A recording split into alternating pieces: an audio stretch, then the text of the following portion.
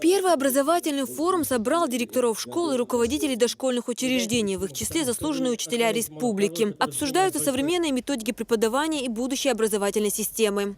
Я думаю, что еще 10 лет будет существовать и школа, но будет в меньшем количестве, больше будет именно индивидуализированное, персонифицированное сопровождение, много будет семейных различных каких-то определенных, индивидуальных будет, домашнее будет обучение, в общем, больше будет увеличиваться. В коллективном будет меньше уже. Потому что технологии будут в свое время создавать определенные условия для этого развития.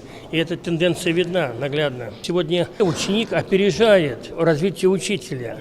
В своем выступлении министр образования и науки республики отметил, насколько важен труд педагогов в современном мире и рассказал о том, какие шаги предприняты для усовершенствования образовательной системы. Затем Исмаил Байханов наградил наиболее отличившихся учителей. Лучшим учителям сегодня вручили награды от главы республики, от Министерства образования и науки, то есть такой на эмоциональной ноте начали образовательный форум.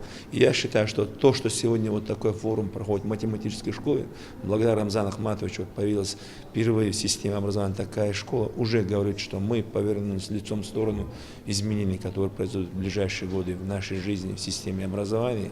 Не менее интересной частью форума стали тематические выставки. Учащиеся учреждений профессионального и дополнительного образования, а также коррекционных школ продемонстрировали свои экспозиции. Эта башня, ее даже собрали из теста, собрали ее по пластям и склеили заварным кремом.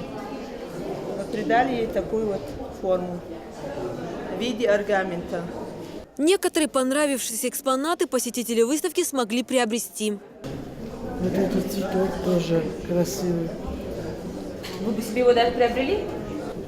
Это для дома я купила бы. Завершил образовательный форум большой мастер-класс. Участники выставки поделились своим мастерством и показали, как готовили предметы декоративного искусства. Динара Мурадова, Муслим Типаев, Ибрагим Налаев. Новости.